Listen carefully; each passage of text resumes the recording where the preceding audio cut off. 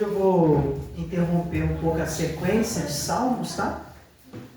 Seria hoje o salmo de número 30.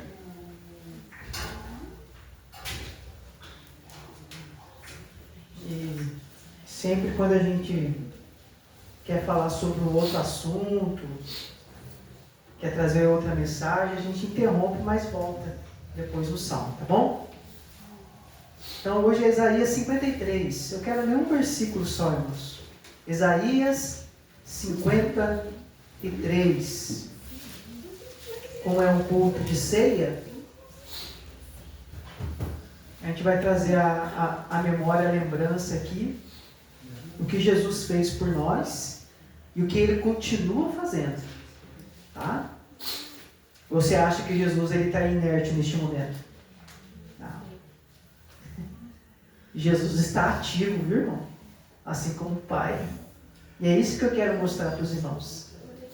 Isaías 53. A última ceia eu falei um pouquinho sobre a justificação, suas características, né? E hoje eu quero falar com os irmãos aqui sobre o fato de que não somente Cristo intercedeu por nós, mas também o fato de que Ele continua lá no céu, intercedendo por nós. Amém? Isaías 53, versículo 12. O último verso aí de Isaías 53. Eu leio. Pelo que lhe darei a parte de muitos, e com os poderosos repartirá ele o despojo, porquanto derramou a sua alma, no caso aí, vida, na morte, e foi contado com os transgressores, mas ele levou sobre si o pecado de muitos, e pelos transgressores intercede. Amém? Ele fez isso quando estava na cruz, quando ele foi contado juntamente com os transgressores, intercedeu pelos pecadores e ainda continua a interceder. Amém? Capítulo 53 de Isaías traz um quadro profundamente completo do que a morte de Cristo realizou em favor dos pecadores. No caso, eu e você. O que a morte de Jesus de fato consumado realizou por mim e por você. A morte de Cristo, ela cumpriu um propósito. E um deles, primeiramente, é satisfazer toda a justiça de Deus. Satisfazer a justiça de Deus. Contra o quê? Contra o pecado. No caso, contra o pecado que o homem cometeu lá no princípio, quando ele saiu da direção de Deus. Nós já falamos aqui em outra ocasião que o homem, ele é um fugitivo da lei. Todo ser humano, a partir de Adão, ele se torna um fugitivo da lei. Ou seja, a lei de Deus, a justiça de Deus o persegue. Porque ele é um transgressor da lei. Ele é um pecador. Ele é um fugitivo da lei. A lei de Deus está no seu encalço. E a punição para o seu pecado, o salário do pecado, é a morte. Jesus, então, ele, com a sua morte, ele satisfaz a justiça de Deus, morrendo em lugar do transgressor, em lugar do pecador. Sabe qual é o nome que se dá para isso? Propiciação. Propiciação. Éramos fugitivos da lei, transgressores da lei. Jesus morre na cruz, em nosso lugar. E o nome que nós damos para isso, irmãos, nós vamos ver um texto que vai falar exatamente isso, se chama propiciação. E uma linguagem mais simples para que os irmãos possam guardar na mente dos irmãos, o que seria a interpretação da palavra propiciação. Propiciação nada mais é do que a remoção da ira de Deus por meio de um substituto. Chamamos propiciação, numa linguagem simples, exatamente isso. Ele foi a propiciação pelos nossos pecados, ou seja, Ele morreu para que eu e você não sofresse a justa ira de Deus. Porque quando fomos alcançados pelo sacrifício, pelo sangue de Jesus, quando pela fé nos rendemos a Cristo, nós ficamos livres da ira de Deus. Porque nós antes andávamos e vivíamos debaixo da ira. Éramos pessoas destinadas a sofrer o justo juízo e castigo de Deus. Mas Jesus nos livrou. Ele foi a propiciação pelos nossos pecados. Jesus, Ele veio nos substituir e nos livrar da ira e da condenação futura. Por isso que quem crê em Cristo, ele é salvo da condenação e da ira de Deus. Mas quem não crê em Cristo Jesus, ele permanece debaixo da ira de Deus. E se não se converter, no futuro, sofrerá o castigo eterno. Propiciação diz respeito a isso. A remoção da ira de Deus por meio de um substituto. E João, na sua primeira epístola, no capítulo de número 2, no versículo de número 2, ele vai dizer: e ele, Jesus, é a propiciação pelos nossos pecados, e não somente pelos nossos, mas também pelo de todo mundo. Ele, Jesus, é a propiciação. Como é que eu faço para escapar da ira de Deus? Como eu posso fugir da ira vindoura? Olha, irmãos, eu preciso correr para Jesus. Jesus é o único escudo que pode aplacar a ira de Deus de não ser derramada sobre nós. Nós precisamos estar cobertos pelo sangue de Jesus. O sangue de Jesus fala muito aos nossos corações. A irmã acabou de louvar alguém da harpa aqui, falando sobre o sangue de Jesus.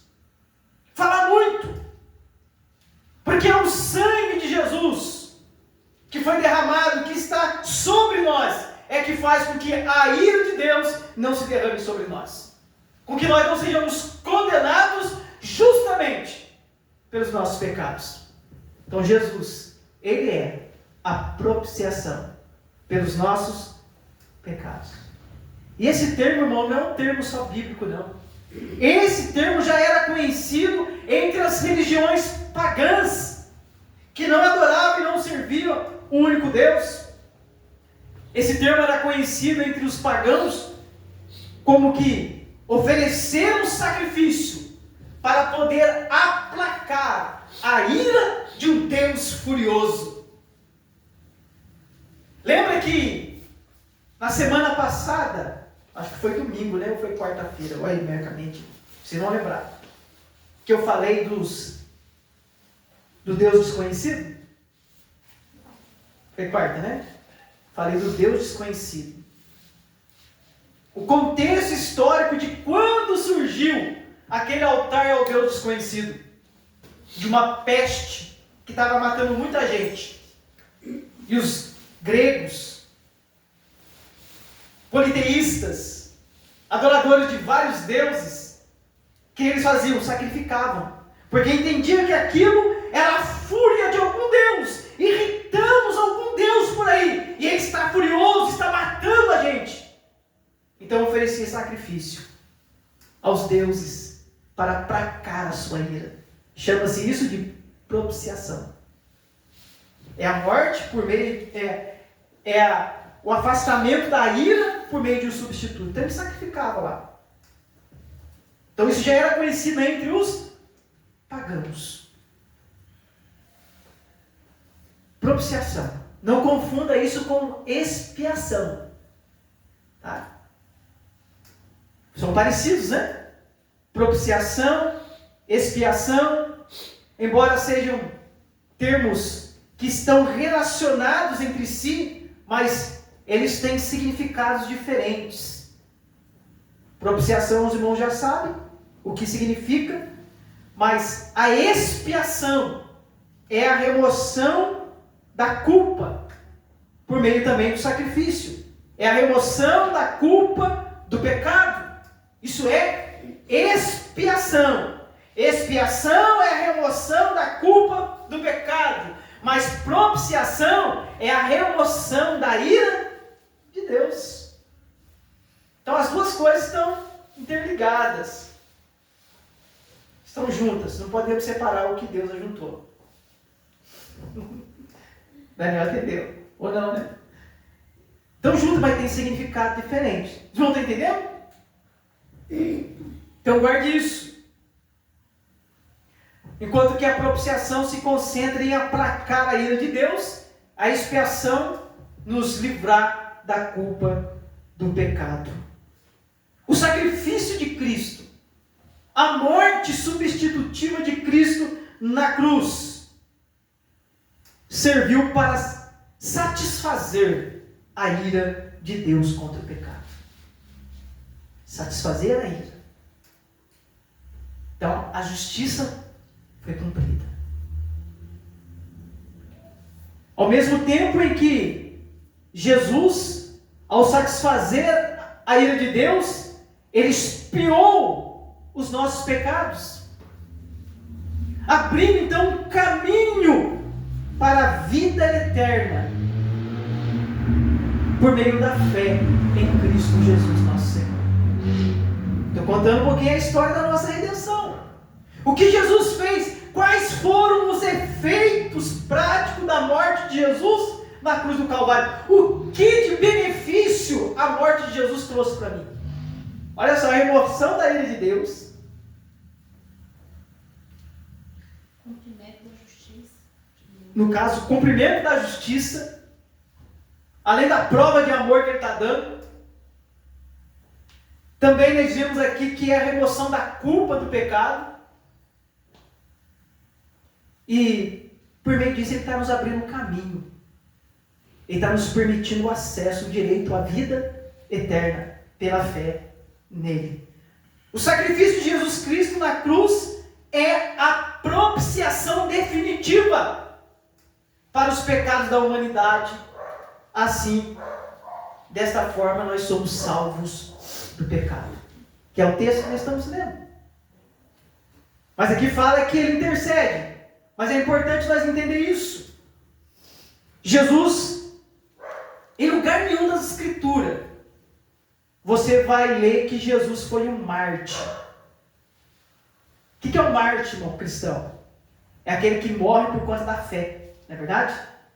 Aquele que morre por conta da sua fé. Jesus não é um mártir. Não, irmão, não. Jesus não é um mártir. Ninguém lhe tirou a vida. A Bíblia vai dizer que ele espontaneamente a deu. Isso não é característica do mártir. Não é verdade? O mártir é aquele que perde a vida por conta da fé. Alguém vem e tira a sua vida. O mata por conta da sua fé. Jesus foi muito claro dizer: ninguém tira a minha vida. Eu espontaneamente a dou. E por isso, assim como eu tenho o poder de dar a minha vida, eu tenho o poder de tomá-la de volta.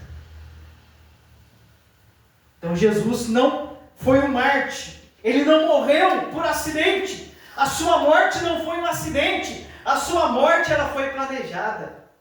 Falei na semana passada também, né? Planejada antes da fundação do mundo.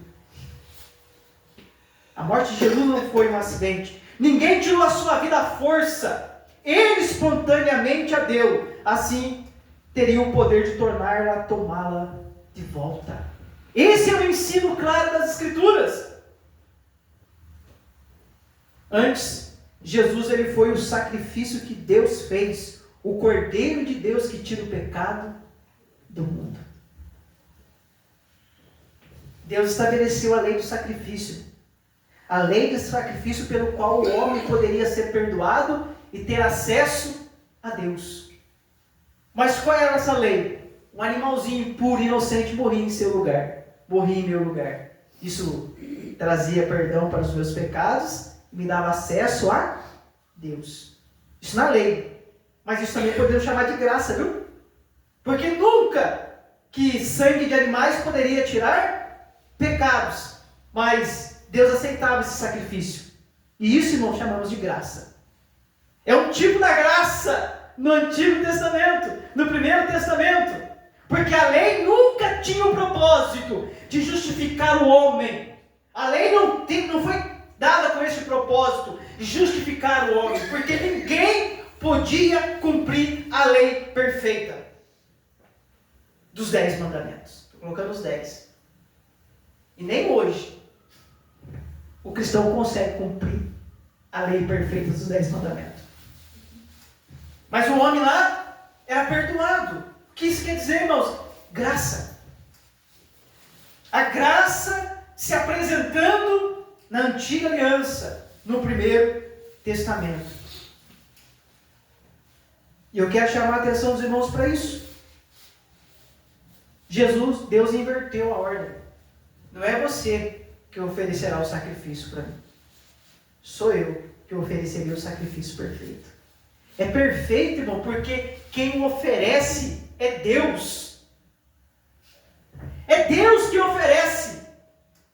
E Deus não oferece o boi cevado, o animal que foi engordado por uma ocasião especial, não. Deus oferece o seu Filho unigênito. Deus oferece o seu Filho amado por nós, pecadores. Eu vou resgatar o homem, eu vou dar o meu Filho como sacrifício, como propiciação, como expiação pelos pecados do homem. É Deus que apresenta o Cordeiro perfeito, que tira o pecado do mundo. Então Deus faz o sacrifício. O sacrifício para expiação e propiciação dos nossos pecados. Então, nesse sentido, a morte de Jesus na cruz satisfez a justiça de Deus. Também cumpriu com a vontade e o desejo de Deus de salvar o homem. A cruz, irmãos, para alguns é um paradigma, um paradoxo, mas a cruz, ao mesmo tempo que ela manifesta a justiça de Deus, ela prova o amor de Deus por nós. As duas coisas ao mesmo tempo. Porque Deus não pode simplesmente ignorar que o homem está sob o pecado. A justiça precisa ser satisfeita. O pecado precisa ser punido. O pecador precisa pagar o preço pela sua transgressão, é a morte. Mas onde é que está o Deus amoroso? Qual é a face de Deus que nós vamos ver na cruz? É a face do Deus justo, irado contra o pecado, ou é a face do Pai misericordioso? Ali, irmão, nós vemos a expressão das duas coisas. Nós vemos a justiça de Deus sendo satisfeita e Deus provando o seu amor pelo pecador. A cruz fala disso. Fala da justiça e do amor de Deus. Não, só Deus pode fazer isso. A solução para o pecado do homem foi Jesus morrer na cruz. Não podia ser um anjo. Tinha que ser o Filho de Deus. Então Jesus, com a sua morte na cruz, satisfez a vontade de Deus, a vontade do Pai. E esse é um ponto importante que nós devemos considerar, irmão. A morte de Jesus é a vontade de Deus antes da fundação do mundo. Então todo esse trabalho redentor, toda a obra da expiação, da nossa redenção, da nossa salvação, irmão, diz respeito à vontade de Deus. Você não é o centro. Eu também não sou o centro. Mas eu estou alegre por fazer parte da vontade do plano de Deus, irmão. Espero que você também esteja. Mas trata-se da vontade de Deus. A vontade de Deus. E não é isso que nós aprendemos nas Escrituras? Que Deus, Ele ocupa a primazia na nossa vida, que Deus é o primeiro? Não é isso que nós aprendemos com Jesus? Que seja feita a tua vontade na terra como no céu. Não é isso que nós aprendemos nas Escrituras? Que Jesus veio a este mundo para cumprir com a vontade de Deus? Então a cruz diz respeito à vontade de Deus. Jesus satisfez a vontade de Deus. E este é um ponto que eu quero discorrer com os irmãos um pouquinho mais aqui nessa mensagem. Porque quando nós estudamos a Bíblia, o que nós percebemos e a conclusão que nós chegamos, falando em termos gerais, toda a Escritura, assim como toda a história da salvação, expressa a vontade de Deus, mesmo antes da fundação do mundo. Toda história diz respeito à vontade de Deus. Porque Deus faz todas as coisas segundo o conceito da sua própria vontade. Não sou eu que mudo a história. Você não tem o poder de mudar a história de ninguém. Estou falando da história da redenção, tá, irmão? Você não tem o poder de mudar a história da redenção de ninguém. Você não tem o poder de mudar a sua história de redenção. A nossa redenção diz respeito à vontade de Deus. E essa vontade passa pelo sacrifício de Cristo Jesus. Pela fé nele. A história da redenção passa por isso. É por isso que toda a história da salvação diz respeito à vontade de Deus.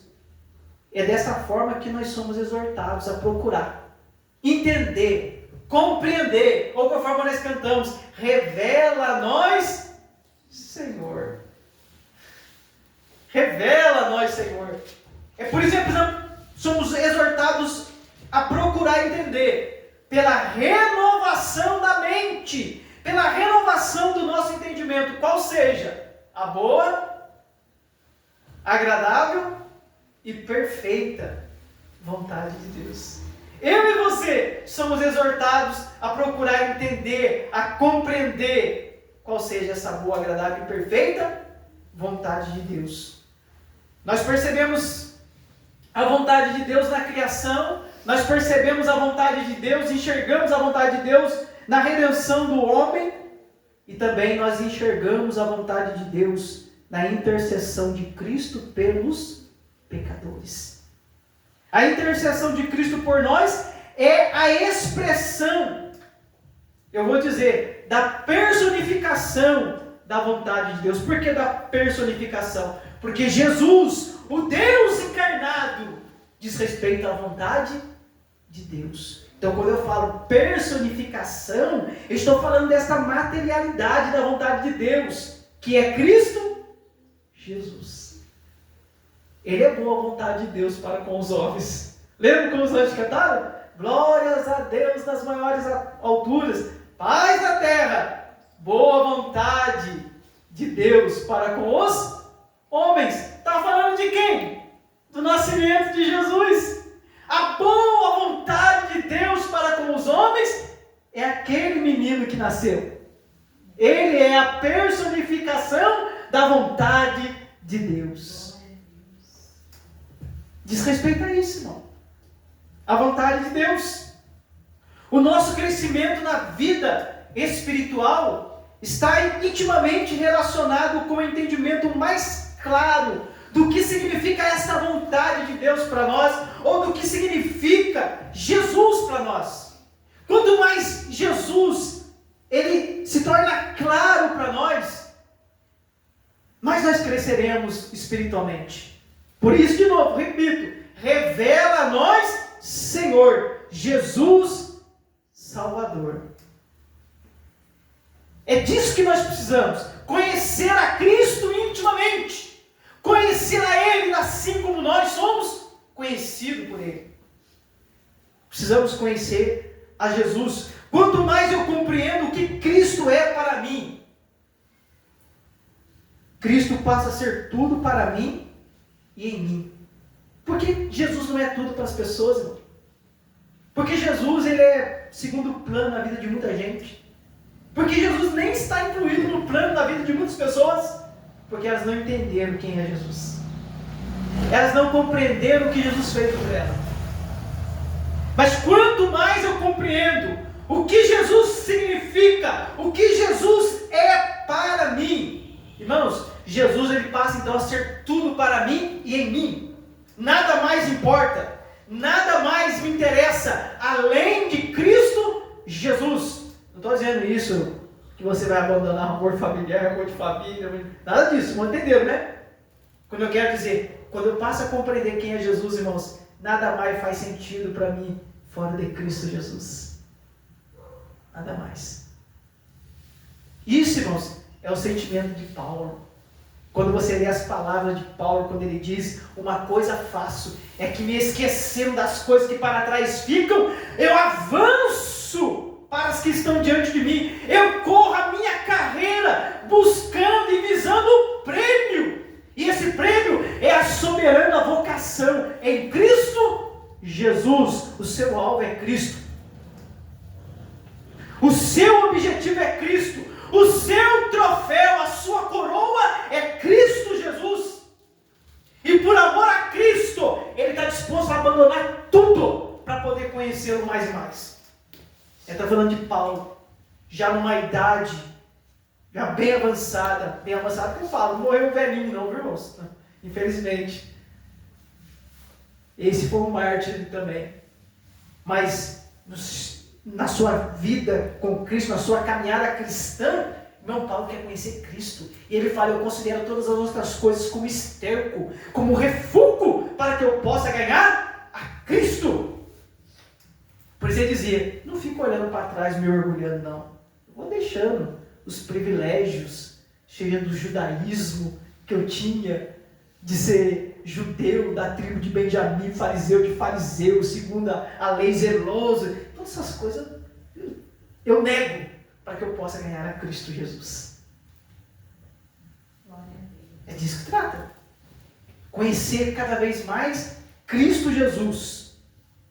Cristo não é só o nosso Salvador do lado de fora, não é verdade? Mas Ele é o nosso Salvador do lado de dentro também. Por isso que eu gosto de relembrar o que eu já falei para os irmãos. Lembra quando eu falei que o pecado possui dois aspectos? Um exterior e um interior? O exterior diz respeito ao meu histórico, eu sou um transgressor, eu sou culpado diante da lei de Deus. E o interior fala de um coração corrompido, inclinado para o mal. E Jesus morreu não só para me livrar do pecado, da condenação do pecado, mas também para me livrar do domínio, do poder do pecado no meu coração. Então Jesus ele não é só o meu Salvador do lado de fora, Ele é o meu Salvador do lado de dentro também. Ele não morreu só para me livrar da condenação do pecado, Ele morreu também para me livrar do poder e do domínio do pecado.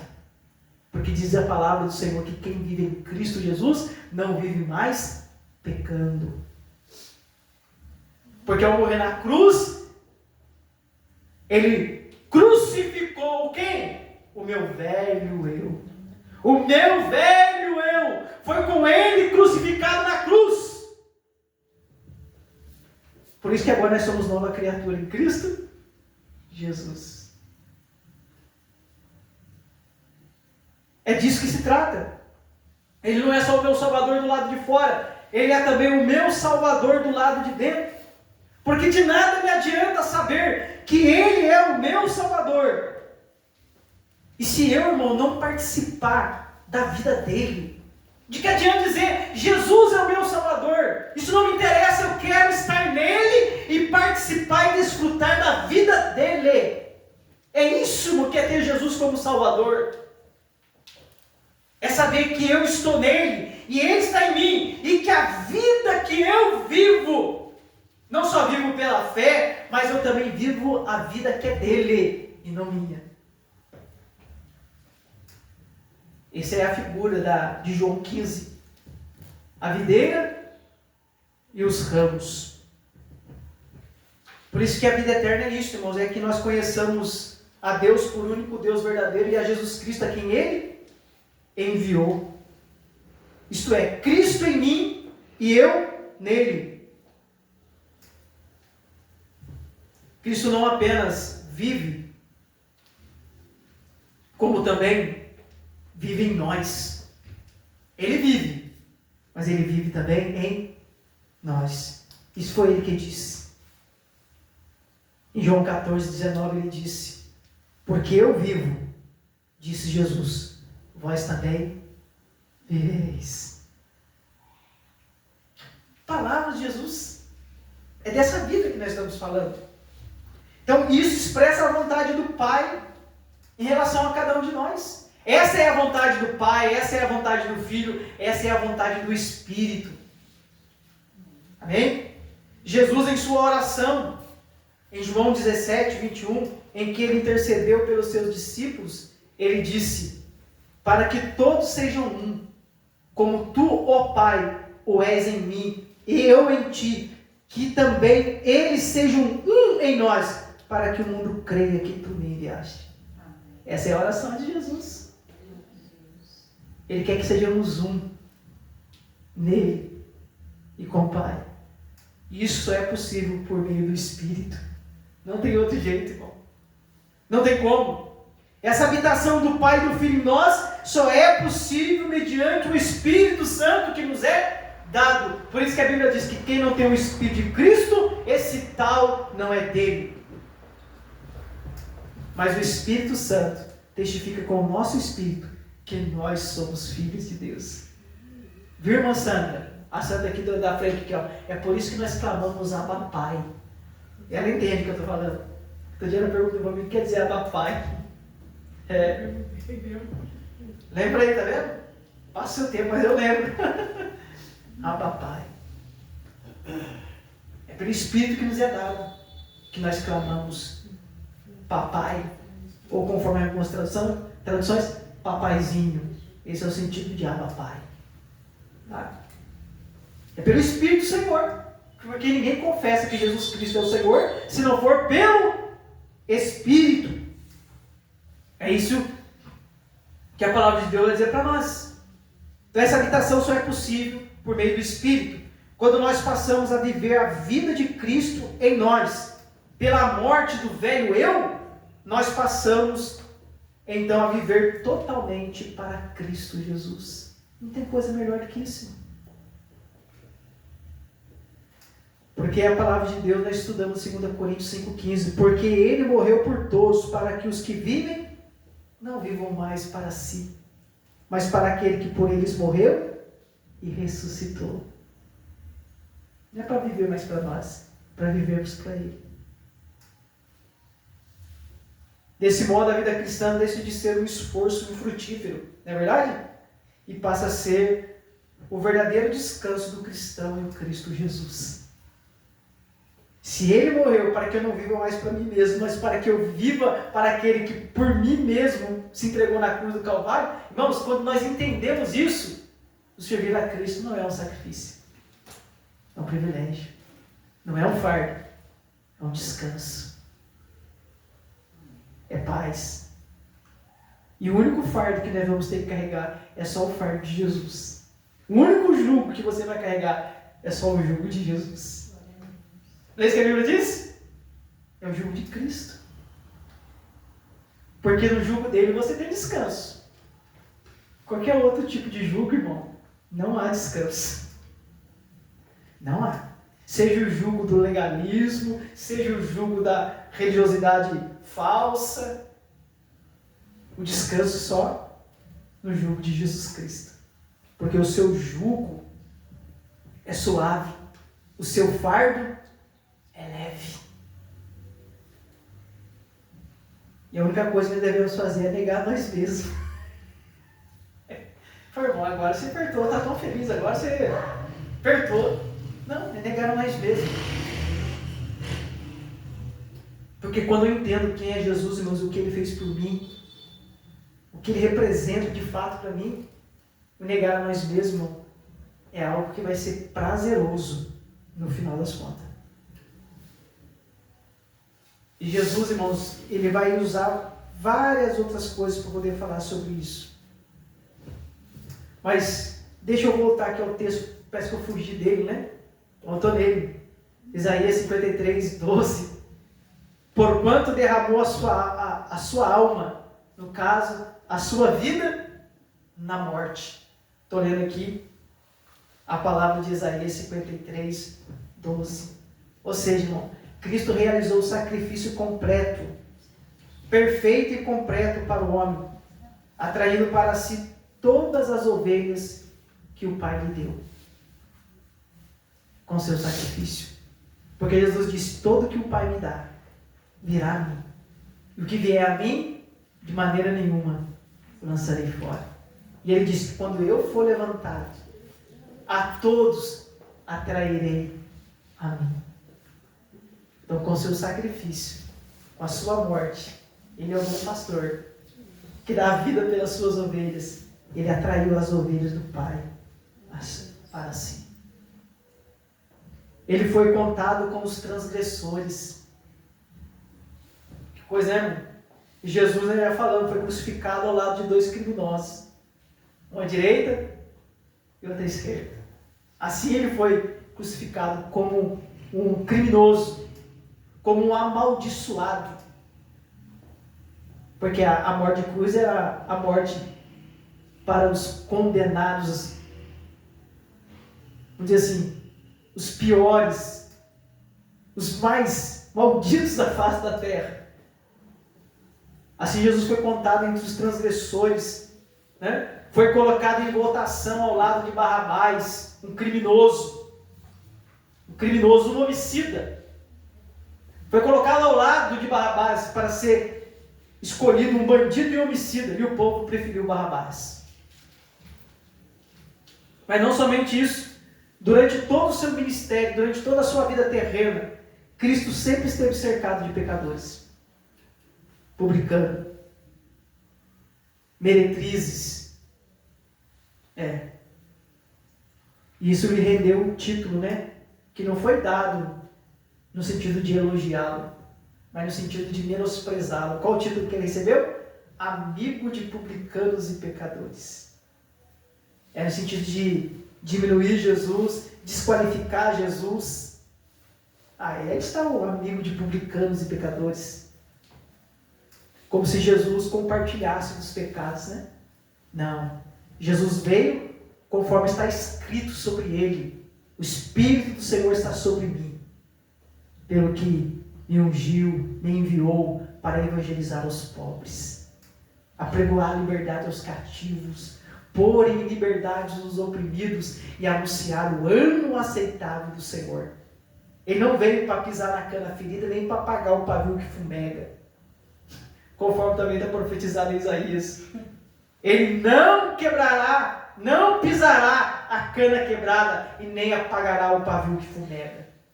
Por isso ele era rodeado de publicanos e pecadores, porque ele estava ali para trazer uma mensagem de reconciliação, as boas novas do Evangelho para eles. Mas quanto a esses pecadores redimidos, Jesus vai dizer, ele não se envergonha de lhes chamar de irmãos. Olha que coisa linda! Enquanto muitos estão com vergonha de dizer que é de Jesus, nós somos pecadores, irmãos, mas redimidos, pecadores perdoados, que foram justificados, e diz a palavra que ele não se envergonha de nos chamar de irmãos. Que coisa! Que coisa! Acho que eu teria vergonha de mim, sendo eu Jesus, né, na condição de Jesus. Mas ele não se envergonha de nos chamar de irmãos, diz a palavra. E pelos transgressores, diz o texto, intercedeu. Todos nós já ouvimos Jesus na cruz clamar, né? Pai, perdoe-os. Eles não sabem o que fazem. Ele intercedeu na cruz pelos seus inimigos, pelos transgressores. E nos seus últimos momentos da sua vida, ele não maldisse, mas intercedeu para que os seus opressores, para que os seus inimigos fossem perdoados. Ele intercedeu pelos transgressores. E a palavra de Deus vai dizer: é Cristo quem morreu, ou antes, quem ressuscitou, o qual está à destra ou à direita de Deus e também intercede por nós. Isso é Romanos capítulo 8, verso 34. Na cruz, ele intercedeu pelos transgressores. Jesus intercedeu por nós enquanto esteve vivo. Senhor, eu rogo não somente por esse, mas eu rogo por todos aqueles que pela sua palavra hão de crer em mim. Mas ele continua a orar lá no céu. Ele está lá como nosso advogado, o nosso paracleto, o nosso consolador. Diz a palavra: filhinhos, não pequeis.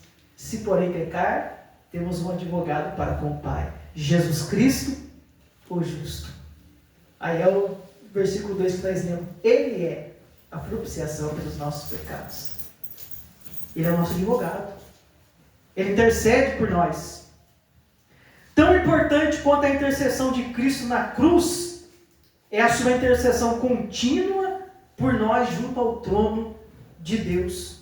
E essa intercessão é uma obra necessária, irmão, sem a qual a prática contínua da redenção ela não ocorre. É por isso que a palavra de Deus, a gente vai emendando uma coisa com a outra, né? Aquele que em vós começou a boa obra aperfeiçoará até o dia da vida de Cristo Jesus. Viu, irmã? Então pode ter certeza, nós contamos com a intercessão ainda de Cristo. Melhor que a minha, viu, irmãos? Muito melhor. Mas eu intercedo por você do mesmo jeito. E você intercede por mim. Amém? Mas eu quero falar dessa obra. Olha só quanta coisa, irmão. É por isso que nós todos estamos aqui. Isso é milagre de Deus, irmão. Isso não é dado à nossa força, dado à nossa capacidade, dado ao nosso querer. Ah, se não for a Deus agindo por meio de nós, em nós, para que nós pudéssemos nos render a Cristo Jesus. Sua mediação no trono é tão real e indispensável quanto na cruz. Nada acontece sem sua intercessão. Nós participamos não somente dos benefícios da sua obra, mas da própria obra dele. Não se trata apenas dos benefícios da obra, mas somos participantes da obra dele. O que ele fez por nós. Participamos da sua obra porque somos os membros do seu corpo. Os irmãos entendem que é uma ligação íntima nossa com o Senhor? Somos membros do seu corpo, estamos intimamente ligados a eles. Somos participantes da sua vida. Somos participantes da sua justiça. Somos participantes da sua sabedoria. Somos participantes da sua santidade. Somos participantes da sua redenção. Por quê? Porque eu sou um com ele. Eu sou um membro do seu corpo. E ele é o cabeça. Eu não sou membro, irmão, separado. Somos membros do corpo de Cristo Jesus. Vou repetir esse texto de novo. Que é 1 Coríntios 1,30. Porque vós sois dele. Vós sois de Deus, por meio de Jesus Cristo, o qual para nós foi feito por Deus sabedoria, justiça, santificação e redenção. Então ele é tudo isso na minha vida. Por quê? Porque eu sou um com ele. Eu sou membro do seu corpo. Então eu faço parte da obra dele, assim como você também. Então, irmãos, eu concluo dizendo para os irmãos, ele não apenas intercedeu por nós, mas como ele intercede por nós ainda hoje. Isso é um pouquinho da história da redenção. Assim como o crescimento na vida espiritual consiste numa revelação mais clara de quem é Jesus, porque é assim que nós crescemos espiritualmente, é cada vez mais conhecendo Cristo Jesus. E nós vamos passar a nossa vida inteira aqui conhecendo Jesus, graças a Deus. Nós vamos passar a nossa vida inteira conhecendo a Cristo Jesus. Então, esse crescimento na vida espiritual consiste nisso. esse conhecimento mais claro de quem é Jesus, em quem, diz a Bíblia, todos os tesouros estão nele contidos. E nós também estamos nele, para recebermos, irmãos, tudo aquilo que nós precisamos para viver a vida cristã. E sabe o que nós precisamos? Graça. Mas diz a palavra que nos dá graça sobre graça. Graça superabundante é o que Ele nos dá. E é o que nós precisamos aqui em nossa caminhada. Então podemos dizer que o cristão não tem falta de coisa alguma, porque Cristo vive para interceder por nós. Então, o que nós entendemos, irmãos? Então, quando a gente está diante dessa realidade bíblica, dessas promessas gloriosas, devemos não temer mais nada. Aí é o cântico da vitória mesmo, né? Tá vendo? Quando a gente passa a entender mais essas coisas, um pouquinho mais, a gente vai ler de novo Romanos 8,31, vai fazer mais sentido ainda. Se Deus é por nós, quem será contra nós? Ninguém, irmão. Ninguém. Amém? Vamos abrir a palavra em 1 Coríntios.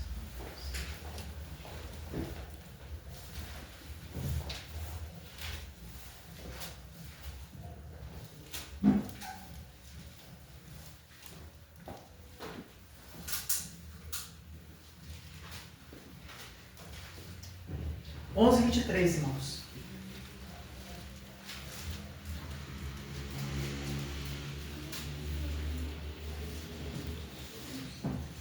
Vamos achar? 1 Coríntios? Vamos colocar de pé, vamos aproveitar essa oportunidade.